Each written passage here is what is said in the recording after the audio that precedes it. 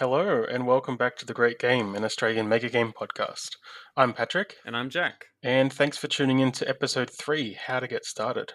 Yeah, this episode we're talking about our own experiences in getting a mega game organized and off the ground, from setting out on the game you'd like to run to finding a venue and getting a team together. Yeah, we go through a lot of the boring logistical stuff like setting budgets, but we also give out some hot tips on how to deal with unique venue crises like having a venue filled with pumpkins. Yes.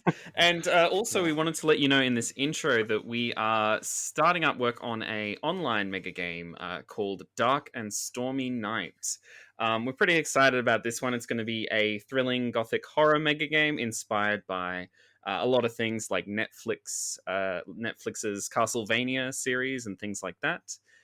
And we're going to be playtesting it this weekend, so expect more news on that soon. Lastly, just a big thanks to everyone who's been listening along so far. Let us know what you think and how we're going and whether we're covering the right things. We'd really like to hear questions from you guys and take prompts about what you'd like to see in future episodes, so get in touch for sure. Right, and on with the show.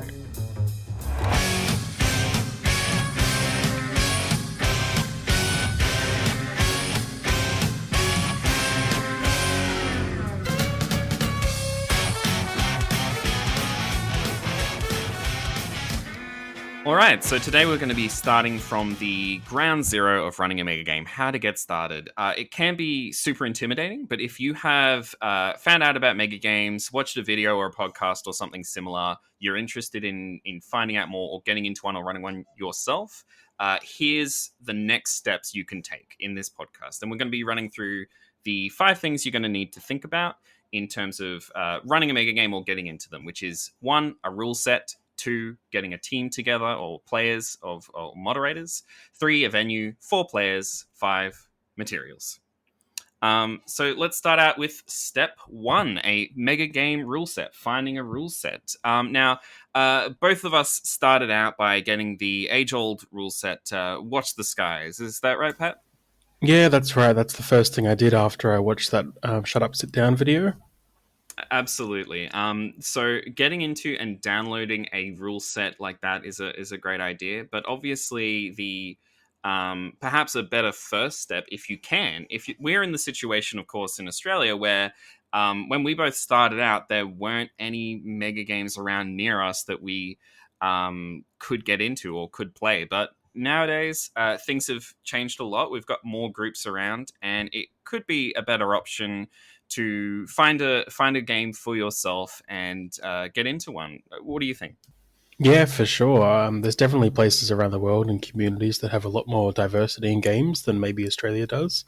But definitely, if you can't get along to a game, I think the first real step is to go and investigate other mega games that are available, and at the very least, maybe have a read of them. Absolutely. Yeah. So first of all, let's go through a couple of ways to find a mega game in your area. The first one is there's a site called megagameassembly.com. And if you go there, you'll find a thing up the top that says calendar. If you click on that thing, it'll have a list of mega games in different areas in the world. We're talking UK, US, Asia, Australia, all that kind of thing. If there is a mega game arranged locally near you, that's where you'll find it. Yeah, definitely. And speaking of the Mega Game Assembly website, it's also a really good resource while you're there to have a look at some free mega games that are available for download, which is also a good place to start. That's exactly right. Yeah. So the next step, yeah, if you go there and you find there's nothing being run in your area at the moment, which there very well may be, next step I would say click on free mega games on that site, and you'll find a bunch of free mega games you can check out there.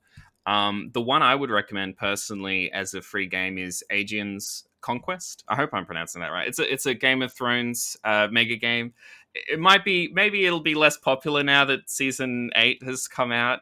Maybe less people are interested in it, but it's free. And the thing I really liked about it is it has a really in-depth section at the start detailing stuff for new players or new control people, and it runs through here's what this is about, here's what you need to consider, in a really in-depth way, which is awesome. The designer of that is CS Ross. So yeah, that's something I'd recommend. What about you, Pat? Do you have any rule sets that you might recommend? Yeah, there's a couple of others on the Mega Game Assembly I'd recommend personally. One of those is Relics of the Fall, which is by Kiwi Game Design. This is a mega game based on the board game Scythe, um, and I believe it's been run quite successfully quite a number of times around the world. So it's got a lot of traction. And the other one I found interesting, which I haven't run or played in, is Infinite Horizons by Diversionary Games, which is a bit of like an alien planet habitation political sim. But one thing I found really interesting about that one was the rulebook was quite impressive. It's really sort of bridges the gap between what some traditional mega game rules can sometimes look like versus what the modern board game rulebook looks like, and it does a really good job of getting that that feel about it. Yeah, yeah, it's a beautiful design. Aegeon's Conquest is a bit similar actually in that yeah, so something I should mention if you're reading it. Aegeon's Conquest is a lot more on the mechanical side of the spectrum than a lot of other games. In fact, it's one of the only mega games I know of that has victory points, that the team with the most victory points at the end wins. So if you're reading it, just know that is something that is a bit different. It's not bad, obviously. It's just different to the normal thing. And Relics of the Fall, another fantastic rule set I've read. It's awesome. Yeah, I'd also probably shout out, to not just give the Mega Game Assembly a monopoly on our recommendations. I have to mention the Mega Game Makers. Their website also has quite a number of free rule sets that you can get your hands on. Usually more focused on the heavy political games and war games as well. And then, of course, there is Jim Wallman's website, which is Stone Paper Scissors, and that's where you can find the infamous Watch the Skies. But there's a whole bunch of other games and simulations that he's got on there. A lot of designs he's done for sort of the corporate world in training and education. So there's some interesting stuff available that way. Yeah, absolutely. So Watch the Skies obviously is how we both got started. So that's a great option as well. I believe it's £40 from his site. Um, and we'll include the links to all of the stuff we're talking about in the description so you can check it out. That's great. Another option I think I want to just shout out is Den of Wolves by designer John Mizon. I hope Mizon, that's the right pronunciation. I would say personally that's something I would look at if you have a bit more experience or a bit more money you can invest in it, because I believe the price tag on that one is £200 or something like that. But it has gotten a lot of rave reviews. People are really loving it across the world. So definitely something to check out, but maybe something when you have the money for it, or once you have gotten a bit more into the scene. Yeah, and I think we could probably wrap up that little section about rule sets that are available out there, probably by mentioning that little game called God Emperor. Could you tell us anything about that, Jack? Oh, it's look, it's crap. Don't try it. No, look, God Emperor is my own game. Thank you for reminding me. It's so God Emperor is inspired a lot by Game of Thrones. It's a game of noble intrigue and backstabbing and that kind of thing. I'm quite proud of the rule set and really proud of the art we got for it. There's some beautiful pieces we got from a variety of artists in it. Um, Typically, it costs 50 Australian bucks, which I think is 30 US at the moment, or something like that. But a special offer, which we are going to do for this podcast, which I'm excited about, is for the next couple of months until the end of June. I am offering that game for free to listeners of this podcast. We'll put a link to that one in the bottom. If you click that link, it'll take you to Drive Through RPG, where you can download the game for free. So I do recommend that. I think it's look, if nothing else, it's great to have a game from such a handsome designer. Really. Yeah, the designer was very much one of the selling points for me. But yeah, really excited about God Emperor. That's one of the games that we'll hopefully be bringing to Sydney in the very near future. So keep an eye out for that. Yeah, hugely excited about that. Yeah, and we may talk more about what the rule set's about at some other later episode. We'll see how that goes. So that's a good bunch of resources. Again, just to reiterate, The first option, obviously, if you can play in a mega game yourself, that's a great option. You'll see options for that on the calendar. Typically, a mega game tickets will vary. They'll typically have a ticket price. It may be $20 more. All depends on the game. That's the first step, I would say, if you're interested. The If that's not available to you, check out one of these free rule books, like God Emperor, which is free now, or uh, um, Aegean's Conquest, similar free books. And if you're interested in more investment, Watch the Skies is £40, Den of Wolves is £200, and there's a couple of other options there. Um, yeah, the final thing I'll mention, which we've just seen spring up very recently, is options for online mega games. Do you want to chat about that briefly, Yeah, Pat? so there's always people looking for new avenues to take the mega game hobby, and as we've discussed in previous episodes as well, the definition of what mega games are is very fluid and always changing and always growing. But yeah, definitely given the current circumstances, there's some people who aren't so keen to go out to some public hall and get in touch with, 50, 100 others. Yes, absolutely. So there are people looking online. For example, there's a group in the UK, I believe, who are setting up to run Den of Wolves entirely online.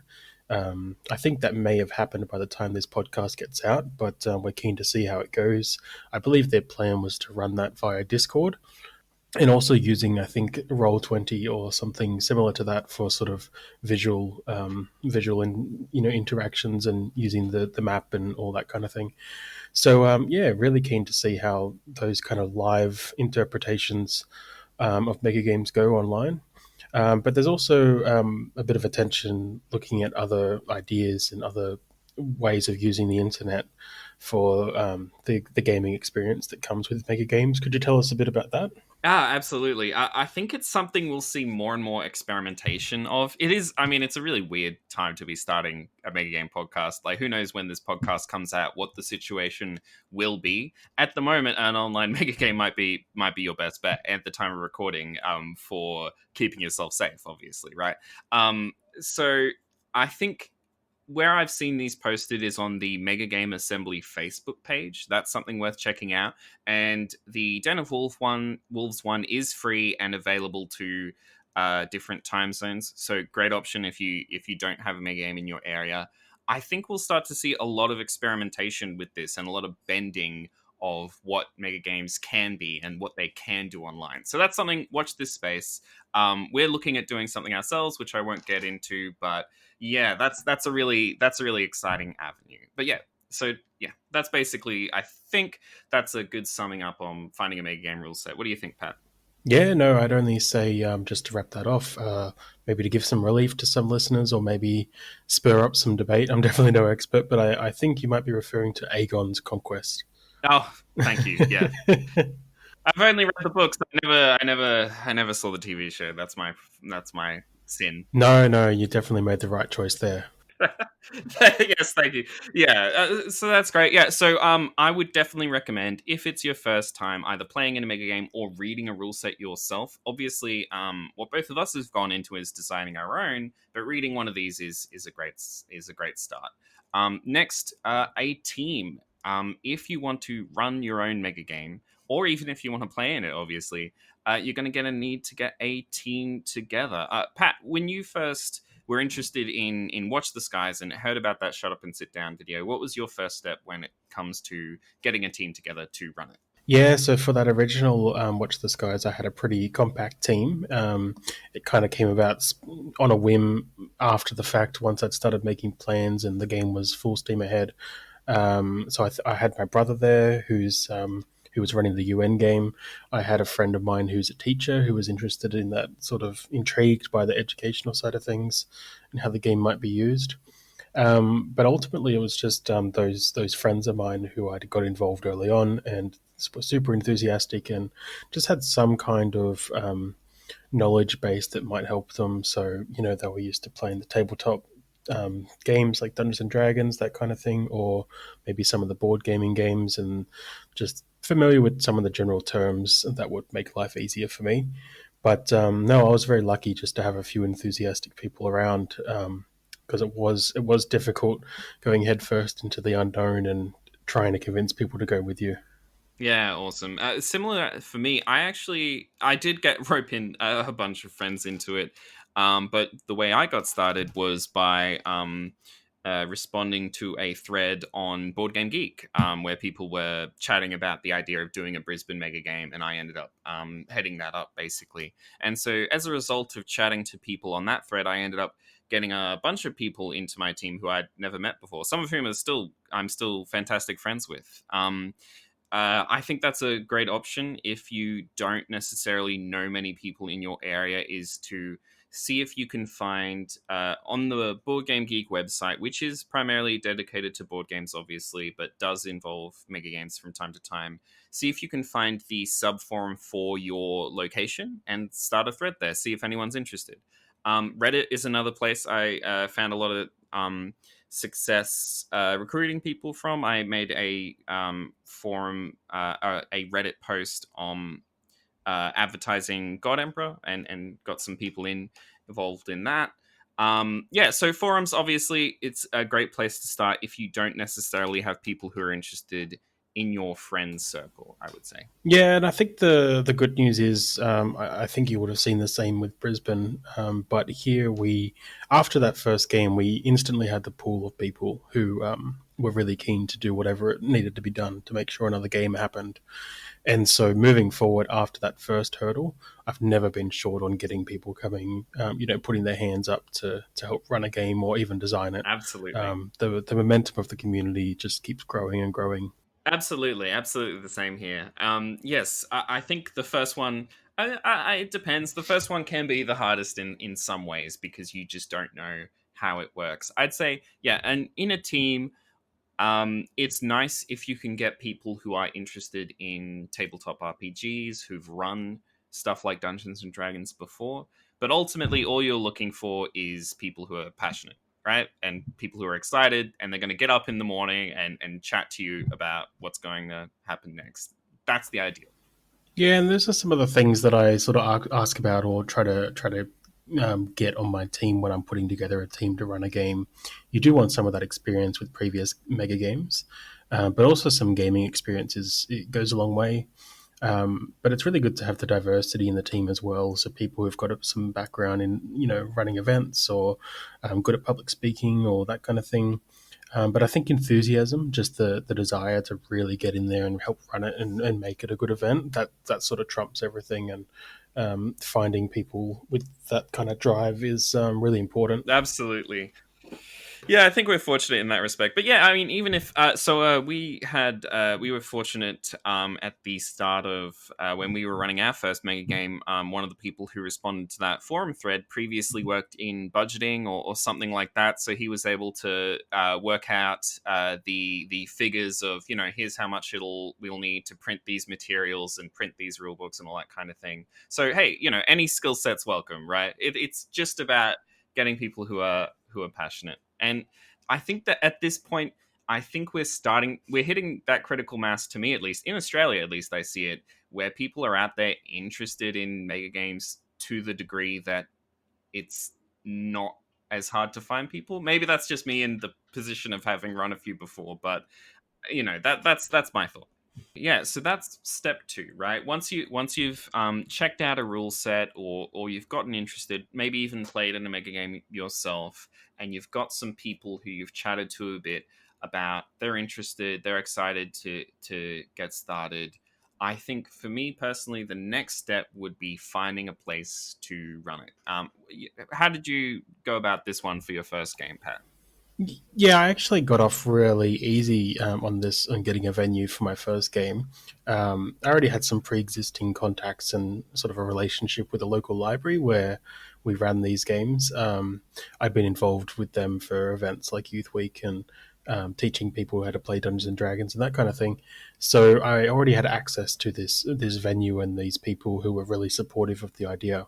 So for the first three games, we actually used that library, and access to the facility was totally free, which really, really helped in getting people to come along, in getting reasonable ticket prices. Yeah, it was really good. the venue itself wasn't like the most amazing venue, but we couldn't really see past the caveat that it was free. So, yeah, in those early years, that's where we ran it. Pretty much since then, finding venues, the story's gone downhill, and it's become a lot more harder, a lot more difficult. But yeah, how about yourself? How was your first run of Watch the Skies as far as venues go? Well, we were very fortunate as well. One of the people who replied to that forum thread ran the local bridge club, the Woolloongabba Bridge Club. So it's a place where people, old people regularly go to play bridge. They let us have it at a very small price to rent the place, and it was a fantastic venue to run it. Uh, and I think, yeah, finding a venue can be difficult, but those kinds of local halls, libraries, um, uh, if you have a bridge club, stuff like that, those are good places to check out. You do need the I would say the checklist to look out for is number one. You're going to need a large amount of space to run it. If you want to fit 30 to 50 or more people in it. Number two, for me, the biggest thing obviously price, right? Look, if you can get a free one, that's awesome. A free library, do it. Let them know it's not for profit, all that kind of thing. That's a great option. Just Google around, see what's in your area. For me, number three is getting a place that lets you set up all of the materials and stuff before the game starts. We were hugely lucky with the Bridge Club. They let us set up the night before, even, which is amazing. And if you can do that, I recommend it. But after that, we ended up going to this other place where we were only able to get into the venue like half an hour before the game started. So we needed to be like a SWAT team. We like had all the materials. We had the map rolled up over our shoulder. The door beeped and let us in, and we ran in there and started slamming stuff down to get all the materials in place so that people could play the game at 9 o'clock, right? Yeah. What do you think? Is there anything else specific you look for in a venue, Pat? Yeah, I think all I'd add to that list is really just the comment on the pricing here in Sydney. It's actually really difficult to find venues. We've got a lot of them, but to find them in the Mm, price range for a maker game is really difficult. Beyond that, the other thing that I really look at is access to the facility, not just for physical accessibility for people and the facilities that they might need, but geographic access and location. There's a lot of places that we could run games in Sydney, which would be a real track for people who need to come from other parts of the city or need to rely on public transport. That's always a big one. So, mm. just looking for those kind of things. Is there a train? Is there a bus? Is there parking? Which is really uncommon in Sydney. Um, and then also just access to the facility, the venue before the game, so that you can just double check on everything that they have on hand, like the furniture and that kind of thing. How much time you're going to have to set up, um, what facilities they've got, whether Mm. there's kitchens and bathrooms and all that kind of thing. I think all that's just really important. Yeah, it's event management, right? It's a huge part of it. So yeah, what facilities are they going to have? And your detail is great. If I mean, look, if you have the capability to have one person who's focusing on these kinds of details, that's awesome. Most people, at least me, right, when I'm running a mega game, these kinds of details are not necessarily what you're excited to talk about, right? But but like, yeah, are the bathrooms accessible to disabled people? What kind of parking options are there? How close is it to public transport? You can get into a lot of the nitty gritty. And again, this is a bit further down the track. Like, start out just looking at the rules or playing a mega game. So we're getting a bit more into the detailed stuff now that is perhaps a bit more intimidating, but it's really about making sure that your venue it has a great cost. It's going to be easy for you to run the game in. It's going to be easy for you to set up, get everything together, and run it on the day. And then it's going to be accessible for your players. They can reach it. It's got the facilities they need. One thing we actually do is we always like to have a chill out room, right? Which is just somewhere. For people, because mega games can be in some ways pretty overstimulating, right? Is just a quiet room somewhere that people can go when they need to have a break.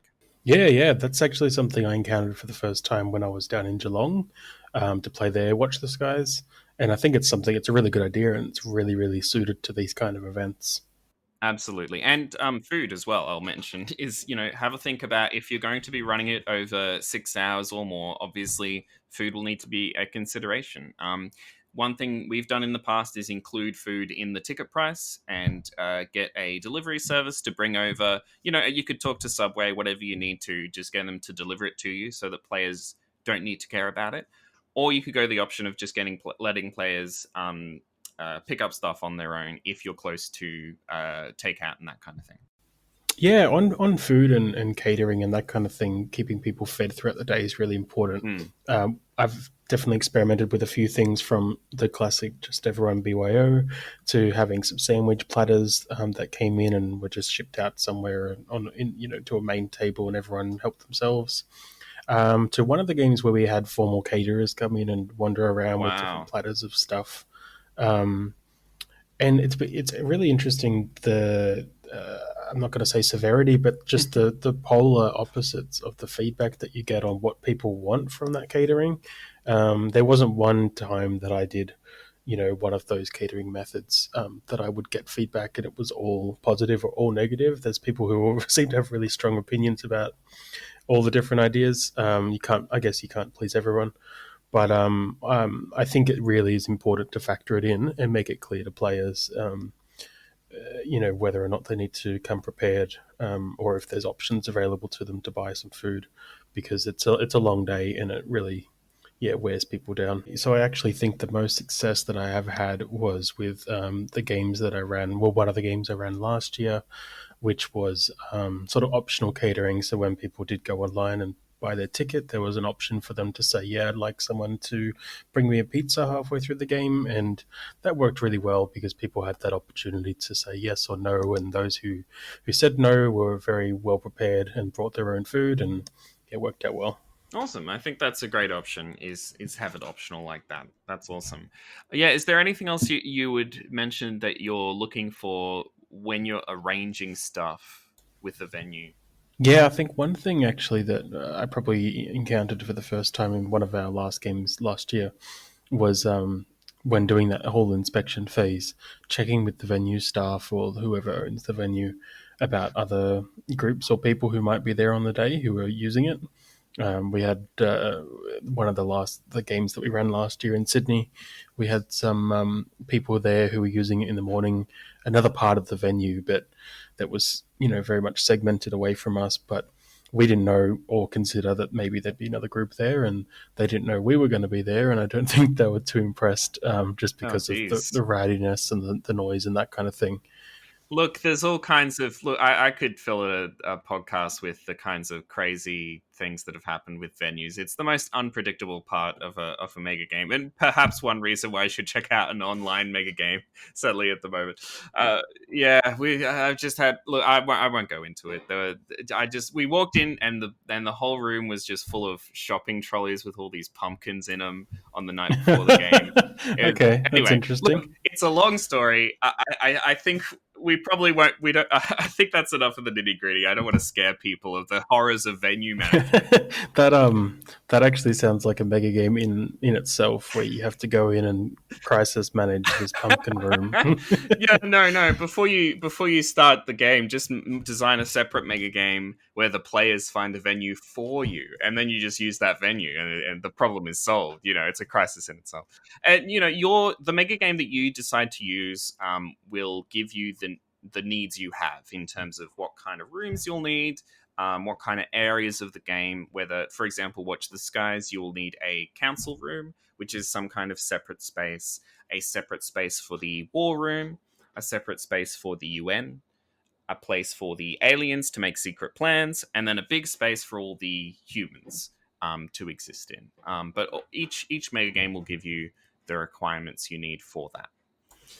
Yeah, Yeah, definitely. And I mean, like just before we progress, it's probably worth mentioning here that we are really getting in the nitty gritty and talking about event management and that kind of thing, and that really is something that I think some people might not consider when they're first thinking about getting involved in these kind of events and these games.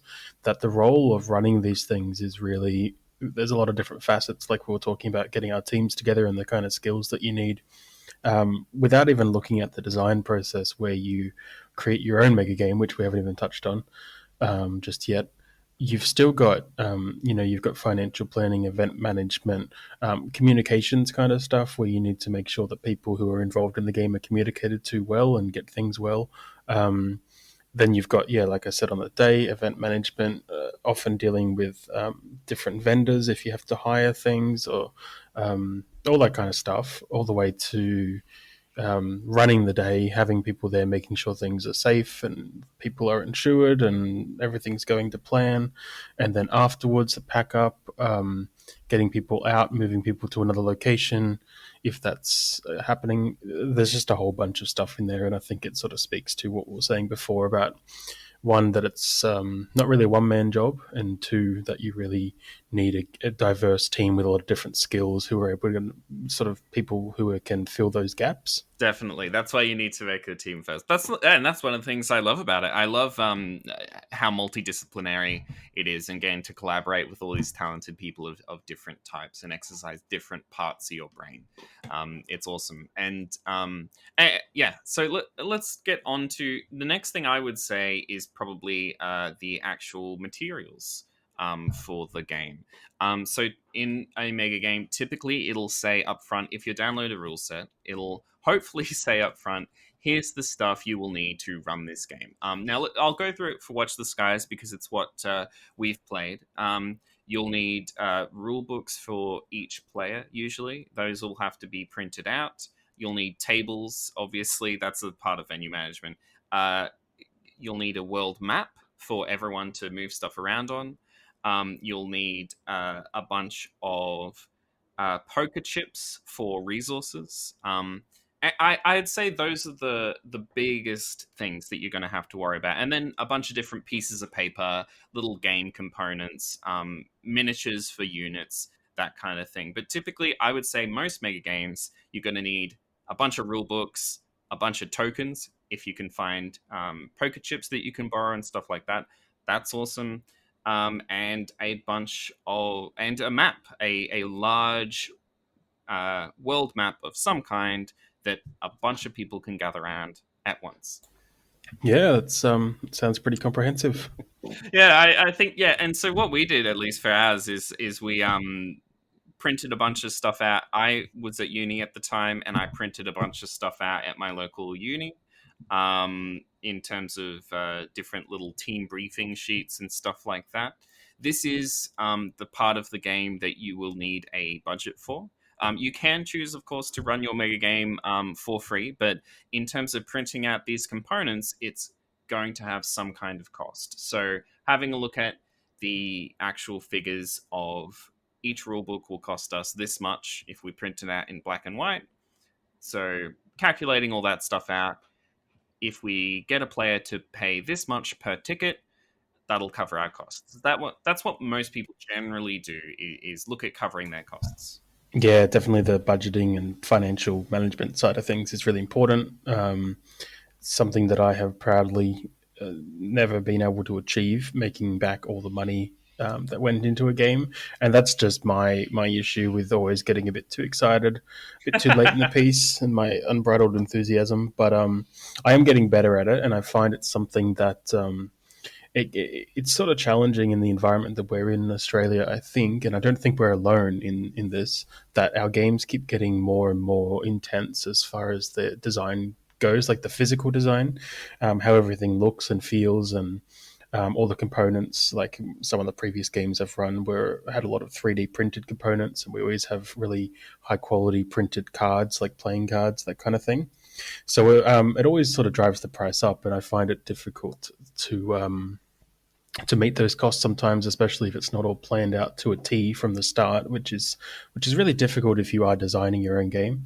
A couple of things that I really focus on at the moment to try and ensure that we meet those costs is one is designing games that, or designing components that can be used across multiple games. So, say there's little tokens or cards or that kind of thing, things that can be reused easily, that are generic enough to be reused in other games, so that it's not just a one-off purchase or expense, and then it goes out the door. The second thing is obviously rerunning games is really useful to save you a bit of money because you've already got all the components there. Everything is exactly as it needs to be. All the money's been spent. It's just getting the venue again and then getting some more people in. So when the demand is high enough, which I think it's sort of getting there. Well, I know it's there in Australia, in Sydney at least, and down in Melbourne. The crowd is there for running events more than once in quick succession. It just hasn't really been tried just yet. So yeah, that's another way that you can maximize how much money you're getting back to cover those costs. Definitely, definitely. So again, this is going to depend completely on your game and what you need. Yeah, typically, I think both Pat and I have we've really focused on the art and the graphic design. I know Melbourne Mega Games have done some really beautiful graphic design for their stuff as well, and that raises some costs often, right? If you want to get the best quality components, you don't need to do that. And most Mega Games I see around the place will focus on doing a cheap and cheerful one so that it's very accessible for players, doesn't need to have a great ticket price, all that kind of thing. Um, and that's awesome. So it's up to you, right? Do you want to go the all-out route? Do you want this to look like a polished, beautiful experience that's like a board game or like that has a lot of atmosphere, or do you want it to feel it's more like a local D&D game? You want it to be accessible for people as much as possible, and you want it to be low cost for the players. That's your choice, basically. Yeah. It's super important once you start getting a community forming around you, finding out what the players want as far as those things goes, like the quality of components, I like to call them. Some players really want high quality stuff. They want to be immersed in things visually, and they want nice little tokens to hold, or pieces to look at, or maps to ponder over. Sometimes some players don't, and also those same people might change their mind depending on what kind of game it is. By no means, though, like does sort of heavy design and lots of graphic design and prop work equal a good game, but it's definitely a factor I think that you just need to be wary of when you're sort of pitching it all to a certain audience. So yeah, it's definitely all about sort of finding a middle ground of what the audience that you've got wants, and just getting a balance that suits you and them between where that quality and the affordability kind of meet. And that sometimes that can be a bit tricky if you're enthusiastic like I am. Definitely. I think for me, I would say that the amount of work we've put into graphic design and art has probably helped us get players. I think that's probably some of the and I think that's something that I see a lot from a lot of Australian designers across the board. Melbourne Mega Games looks great, as you know, which we had the interview with previously. Excellent graphic design there. And I think perhaps that's one of the reasons why people are so keen. I wouldn't say it's the only reason, but maybe one of them. So that might be something to consider as well. But I would say if it is your first mega game that you're running, completely up to you how you do that. But yeah, so to sum up that, basically the first thing you want to do is make up a budget of like, all right, we've got this many rule books, we've got this many tokens. Beg, borrow, and steal as much as you can. When we played our first mega game, we were able to get a bunch of poker chips from the Bridge Club where we ran it. So that obviously is amazing. If you know a friend who plays poker, get a bunch of poker chips. Every mega game is going to need some kind of tokens usually. Once you've got that budget out, that's when you can get into the next stage of the game, which is getting your players together. Yeah, and that's never a small feat either. So especially sort of when you're starting out for your first event. How did you guys go in Brisbane, Jack, when you were organising your very first mega game? It was really good. We look. I don't think this is typical. We were very lucky, maybe, but we had a great turnout for it. We had, I think, the full. I think we might have had one or two dropouts on the day. But apart from that, we had the full 50 players for our first game of Watch the Skies. And we had so many people interested. It was crazy. We had someone who flew over from New Zealand to play in our first Oh game in wow, Brisbane. okay, that's pretty impressive. Um, absolutely. And, I talked to that guy. I was like, listen, I don't know if I could be responsible for this. It's our first game. We'll probably, like, the next one will be better, please. Like, cause I'd never ran a game before. I don't even know if this game is going to fall apart halfway through, but he was keen. And I think that's something that has been really great for us in Australia is that people really want to play a mega game. Yeah. What about you, Pat? What was your first game like? Yeah, so the first game for me, as far as getting players involved, was a bit of an odd experience. The majority were people I didn't know, Wow. which was not what I expected. I kind of assumed that it would really just be people like close friends of mine, and then faces and names of people who are Mm, one step away through those mutual friends, but people I kind of knew of. And instead, it was nearly all new faces. awesome. There's news just of this game and what it was. Definitely helped out by the "Shut Up, Sit Down" video. Was just spread through all these channels that I had no control over, and got to a lot of different little subgroups that were really enthusiastic. So a lot of a lot of anxieties came with that, obviously on event game day. But and I had the classic kind of, oh geez, I'm way over my head in this stuff. Those feelings in the morning when all these people were rocking up. But it was really good. It was very surreal that the word could spread that way, but it was great. And I have to say, the vast majority of the people who just showed up to that first one, I'm good friends with now, and they've come to everyone since. And we just got a really solid foundation, luckily, off the bat. And that includes a couple like James and Justin, who we'll be talking to, I think, next episode about a game that they've designed. So they just came in at the start, stuck with us all the way through, helped design a couple of games, and then branched off and started their own thing, which is awesome. And yeah, at that first game, I think from memory, we only had one person who didn't show up. Shout out to Greg. And so none since then. So all the games I've been to or have run in Australia, I haven't, to my knowledge, there haven't been any people not showing up or last minute dropouts or anything like that. Which, looking at the broader worldwide global community, I think that's a pretty impressive stat. So we have a very enthusiastic audience. It's huge. Yeah. I think, look, in Australia, there is a real hunger for mega games. People want them. So, when we were talking before about the nitty gritty of venues, materials, all that kind of stuff, that's tough. But in my experience, at least, once people really desperately want to be or play in a mega game. So once that's over with, there is a huge enthusiasm and selling tickets. Especially if you're just covering your costs and it's not a high ticket price, it hasn't been an obstacle for me. In different places, maybe different, obviously. Like so, Pat, how quickly did your most recent the Battlestar Galactica inspired mega game? Oh Um, yeah, right. So the Battlestar Galactica inspired game that James and Justin designed in 2019, last year. Um, so it sold out not quite immediately, but nearly all of the tickets did go immediately in the first few hours, and then they had a few stragglers over the next week or two, which I think is the standard model for selling our events out here. For the Crown last year as well, that sold out in the first, I think, 4 hours or so, Oh my which was god. pretty impressive. And then we went to take it down to Melbourne, and so Tristan and Nelly and Melbourne Mega Games, they sold out their event, their version of it, almost immediately as well. Yep. Which I don't think was sort of the demand for that game. It was just a demand for a game in general, which is that sort of that Mm. scarcity that we've got here.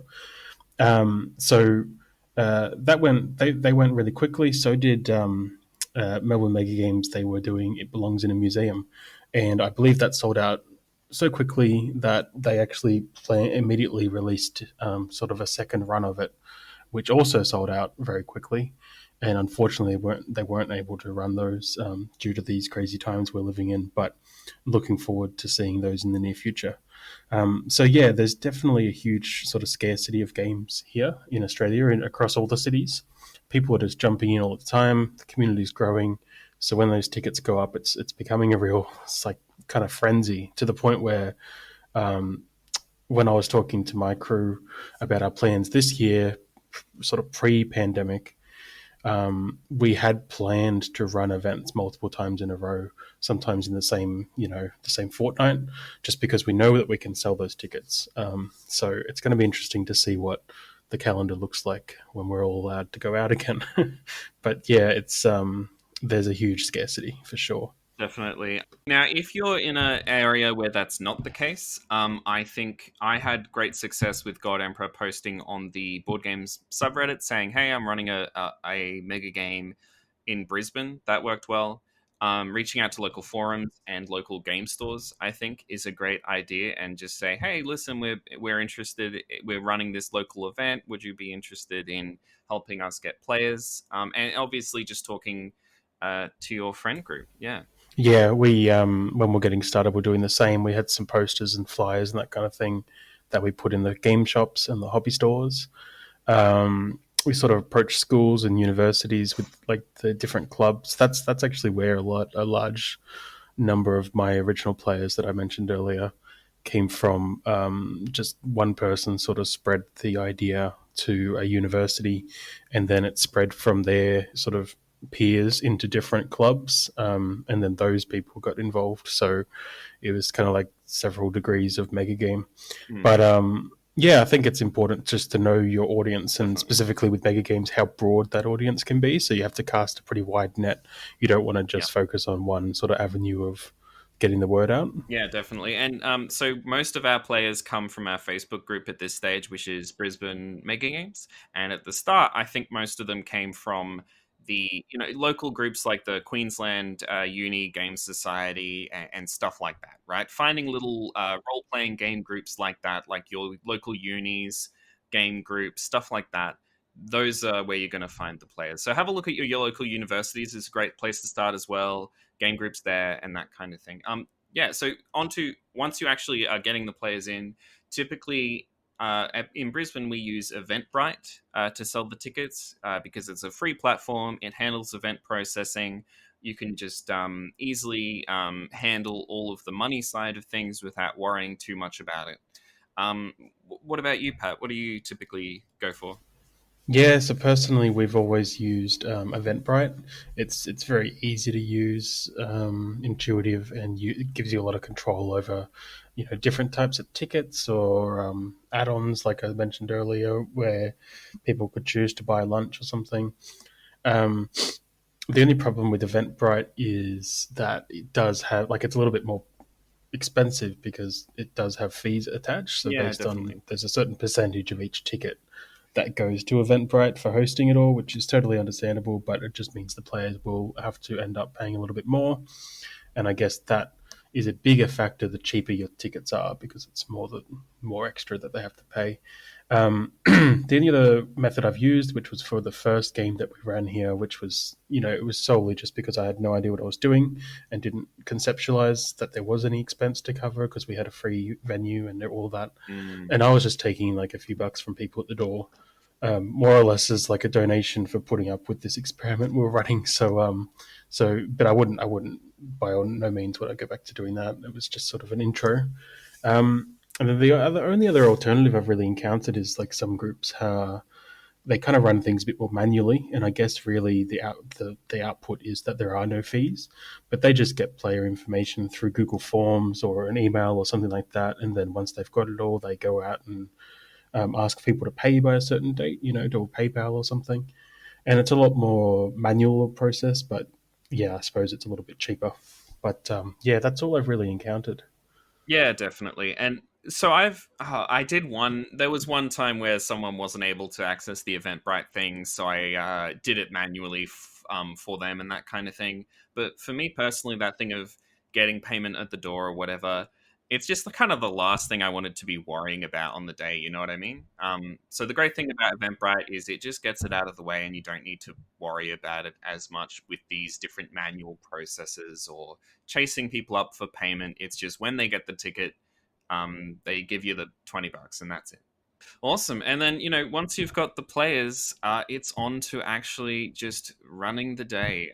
Typically, a mega game might go for 6 hours. You might have it from um, 9 to 5 to account for setup and lunchtime and stuff like that.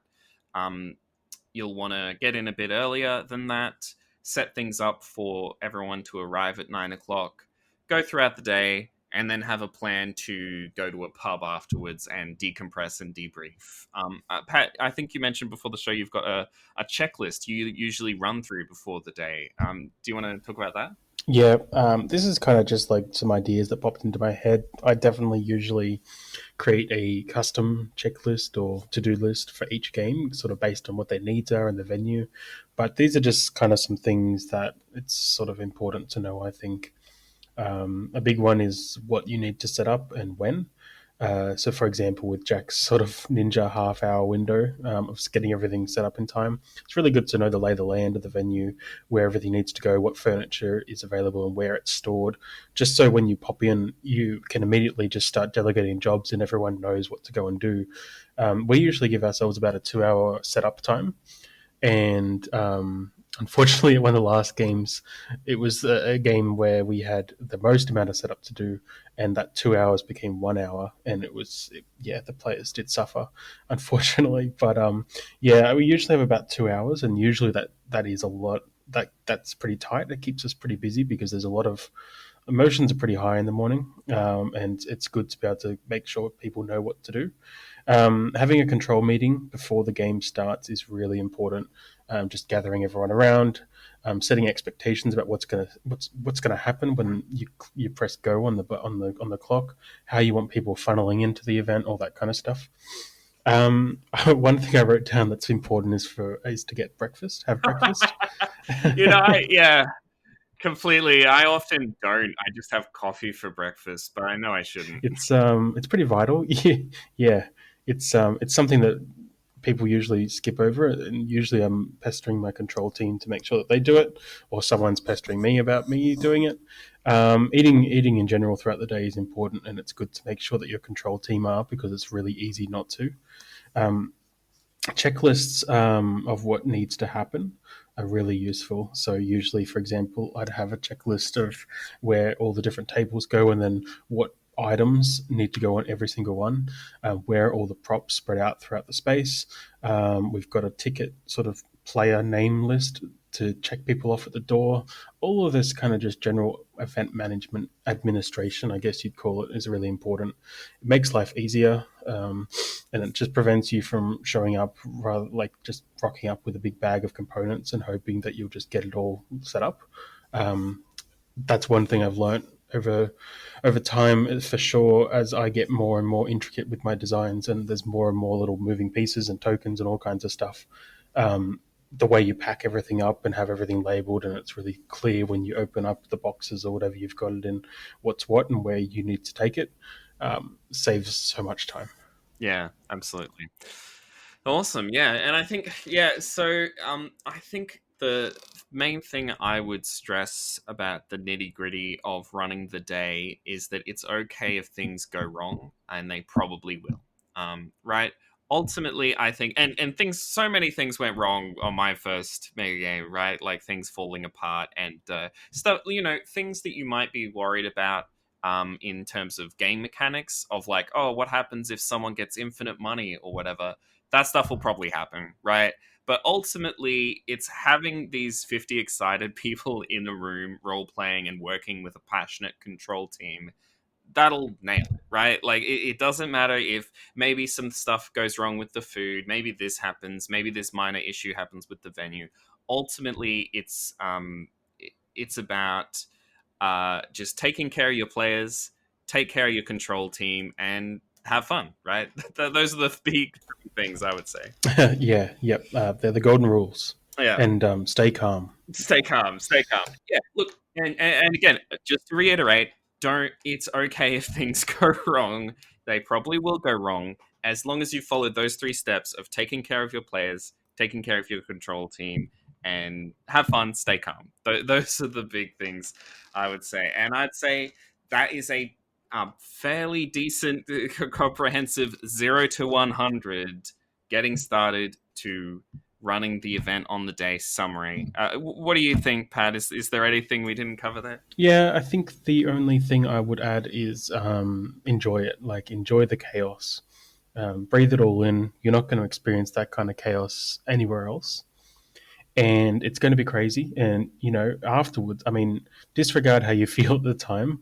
And afterwards, you're going to love it. You're going to look back very fondly. So just enjoy Absolutely. the manic uh, explosions around you. I think having chatting in the pub afterwards, that is something I do actually want to emphasize. Make sure you have some kind of meeting place to hang out and chat about the game after it's done, because that is one of the funnest elements, is decompressing. Now that you don't need to worry about all the organizational stuff, you can listen to how much fun people had during the game and all the great, amazing stories that came out of it, and just luxuriate in it. Have fun, like. Yeah, I won't argue with you there. I think the after party and whatever the social affair that happens after the game, super important. Probably a necessity. I don't think I'd enjoy a mega game without it. The only other thing I was going to add actually is maybe a controversial point, but I think it's really important, as you being the orchestrator of everything, reading the room and sort of knowing the language, knowing the energy of the game that's happening around you, and sort of knowing when to call it a day, even if the script or the narrative hasn't run its course yet. Just knowing when people have had enough. I think a couple of last games that I've run, we have called them early or um, sort of off schedule, just because it was clear that things were dying down, the stress was high, or the energy was low. There were certain pivotal moments that were great for sort of ending points as far as the narrative goes. So I think it is important just to keep an eye on that and make sure that you know where the mood's at.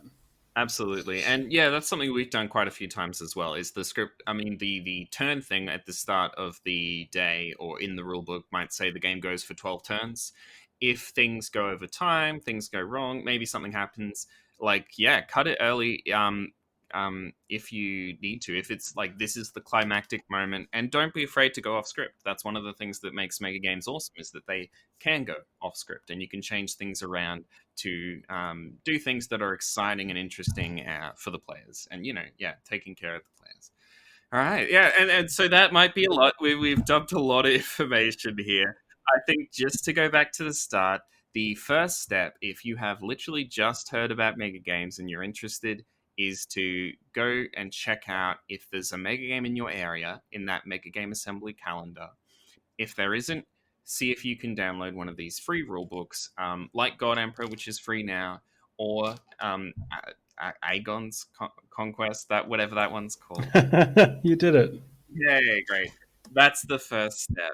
Chat to people while you're doing that. You can chat to people in your friend group, see if they're interested, hang out with them. And if people are excited and they're interested in doing it, then that's when you start looking around, see if there's a local library in your area, look at what the materials would be for that mega game rule set you've downloaded, or if you've made one yourself, obviously you'll know what materials are needed. Try Eventbrite for gathering players in, check around local forums if you're having trouble recruiting people, and yeah, look after your control, look after your players, have fun, stay calm. I think that's it. Thanks so much for listening, everybody. I think that does it for today. We'll be back next week with another awesome interview I'm pretty excited about. Where can people find you, Pat? Yeah, so people can find me at the Sydney Megagamers. So sydneymagagamers.com.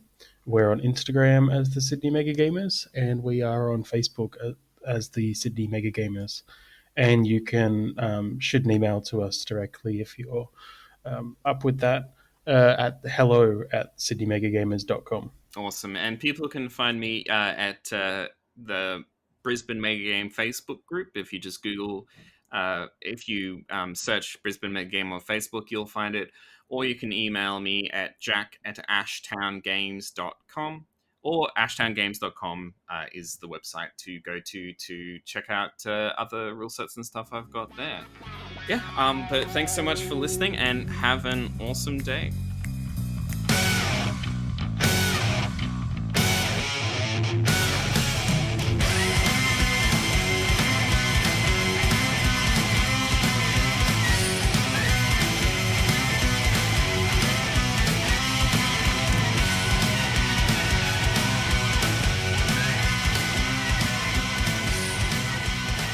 Thanks again for tuning in and listening. Join us next episode for an interview with Justin and James from the Sydney Megagamers as we talk about their first Megagame design experience with So Say We All from 2019. See you then.